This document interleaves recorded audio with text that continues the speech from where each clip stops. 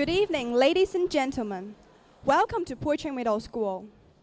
Before we start, we would like you to turn off your mobile phone. Also, if a seat is available next to you, please invite other audience to join you. Ladies and gentlemen, please stand for the school song.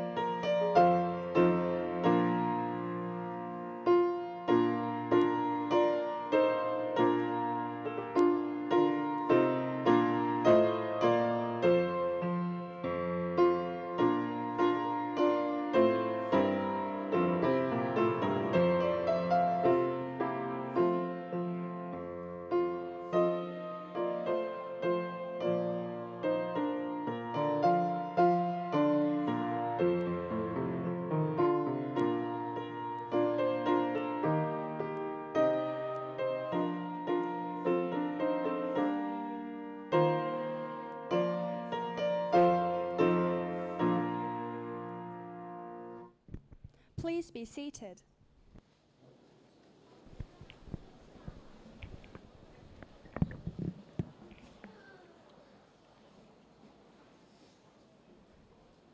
Good evening. Welcome to the Drama Night of Pui Ching Middle School. We are your hosts. I'm Trinity Chair from Form 6. I'm Lolo Hay, Form 1. Good evening. Lolo Hey, do you know that this is the very first time we have had an English night at Pui Ching open to the public? Yes, in the audience tonight, we have students, parents, and also principals and teachers from other schools. Correct. We want to share the fruit of our learning with the community. Through the show, we hope students develop their team spirit and their proficiency in the English language. I understand that you play a part in one of the plays tonight. I understand that you do too. But of course, the final product is just a part of our learning experience. What is more important is the journey during the training. The show itself is just 90 minutes. But did you know how much time we spend on practicing? Many hours. Too many. And in every training section, our teachers instructed us to do this and to do that, all in English. Now, these countless hours became extra language lessons. These sessions were actually very communicative and truly socializing. I cannot agree more. Let us give our teachers a big hand. We will also have to give the following person a big hand.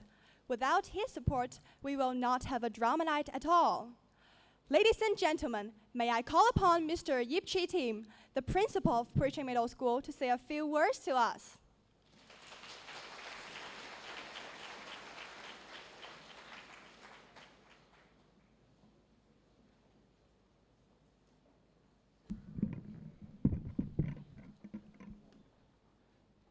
Good evening, friends of Pui Ching, principals, parents, teachers, and students. I'm very happy and proud tonight for two new reasons. The first one, the drama night tonight is something new in Pui Ching. The second one, the show is right here in our new school hall. As you all know, Pui Ching is a CMI school, but the school never allows English to take the back seat. We, in fact, put in more effort, extra effort. With the blessings of the Lord and the dedication of our teachers, the whole school is moving closer to a higher standard of English every day. Tonight, we thank God for giving us 1 hour for our drama night. I hope you will enjoy it. Thank you. Thank you, Mr. Yip. Now, let's talk about what audience will see tonight. There will be 3 events.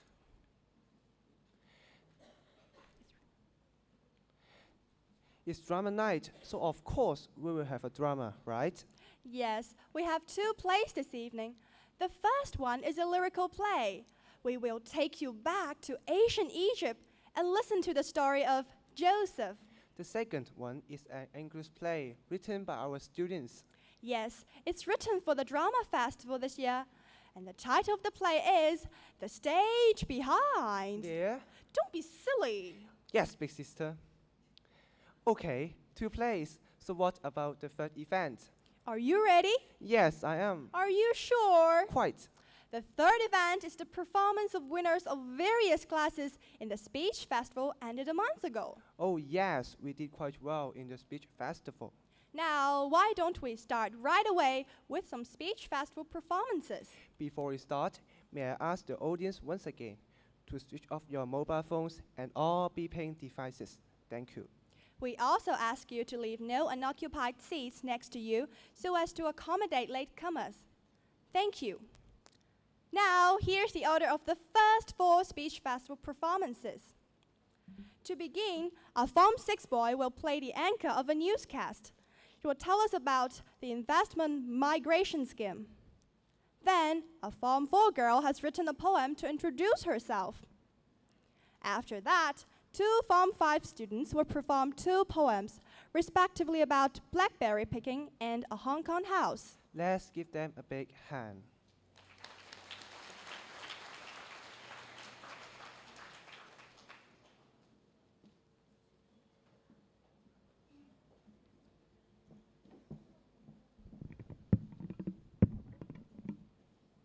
Hi, I'm Melody Chu from Form 6C. Good evening. Welcome to Hong Kong News. Local news. Investors have started to come to Hong Kong under the investment scheme. The Capital Investment Migration Scheme has attracted 101 applications since it was launched on October 27. Among these applicants, 94 of them are Chinese. 9 applicants have been approved and the rest were still being processed.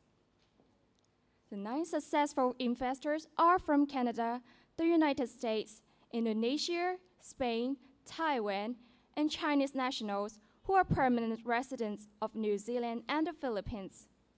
They will bring in a total of $62 million worth of investments.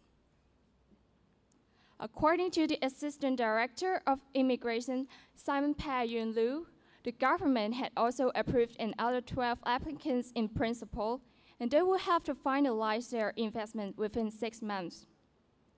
The wealth reports of 93 of the 101 applicants received so far show that they will bring in more than $2 billion to Hong Kong. Under the investment scheme, applicants must invest $6.5 million and the money must remain invested in Hong Kong for 7 years. Successful applicants can bring in their spouses and unmarried children under 18 years old. They can seek right of abode after 7 years of continuous residence in Hong Kong. Mainland residents are barred from joining the scheme because of foreign exchange controls. It is hoped that the green light recently given to local banks to conduct yuan businesses would have a positive impact on the new immigration scheme. Nationals from Afghanistan, Albania, Cuba, and North Korea are also banned from the scheme for security reasons. That's all for today's news. Thanks for watching.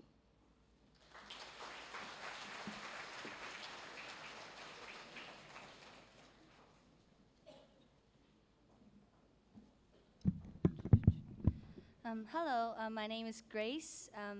This poem, Who Am I, is written by me, and it's about a girl, but you'll have to guess who this girl is. So please pay attention to the X's in my poem. They are the hints. Guess which letters these X's represent, and put them together, and you'll know who she is. Who Am I? By Grace Leung. Look out at the gentle sky, or listen to the gentle tides. You might catch my shadow, or my whispers to the bow. If it rains, I will cry. But whenever the sun is out, my smile can really shout.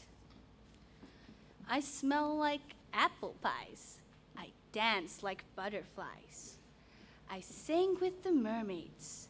I rest with the angels. I might be clumsy, but you can count on me. Nothing is impossible when it comes to me. Catch me, I'm around. Just read this poem again, then I'll be found. So, who am I? Do you know? Grace is my name. Thank you.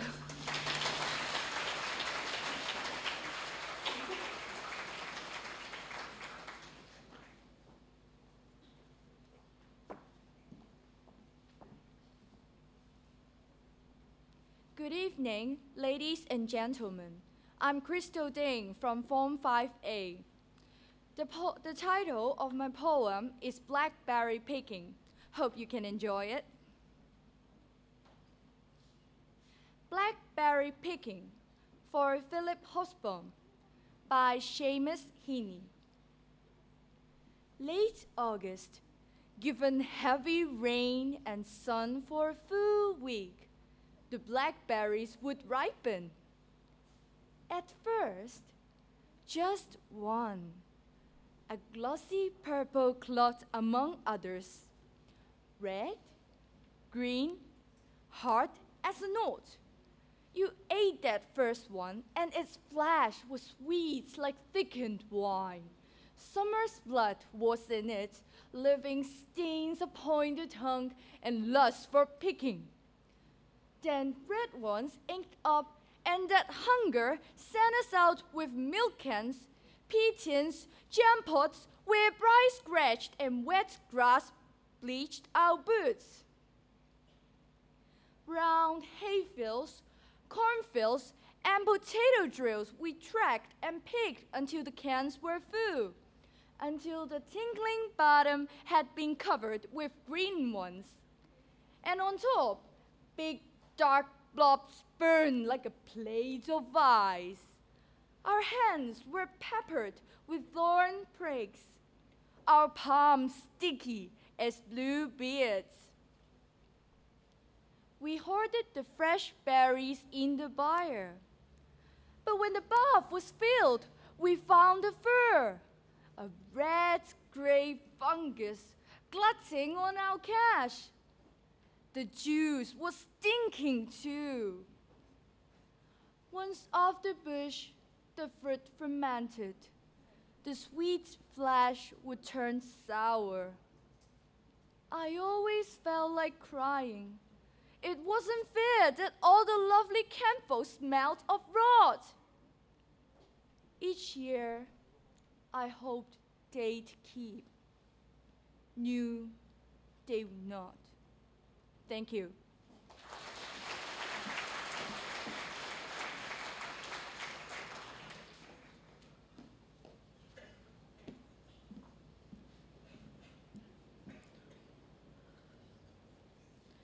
Good evening, ladies and gentlemen. I am Gigi Lam from Form 5C. The title of my poem is A Hong Kong House. Hope you will like it. A Hong Kong House by Edmund Blunden. And now a dove and now a dragonfly came to the garden. Sometimes as we sat outdoors in twilight, noiseless owl and bats flew shadowily by. It was no garden, so at dust, red dry, the rock drift soil was. No kind roots or sweet scent subtle flower would house there. But I own at certain seasons, burning bright, full-blown, some trumpet purple blooms blazed at the sun's huge light. And then, tell more.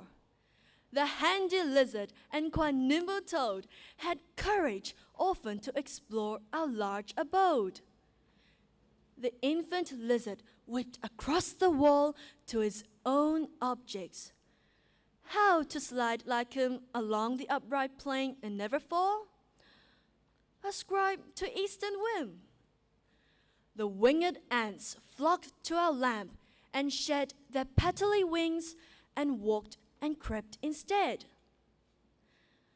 The palm tree top soared into the golden blue and soaring skyward drew, its straight stem edged with many rings, and one broad home-like tree, whose name I never knew, was decked through all its branches with broidering leaves of pattern-loving creepers.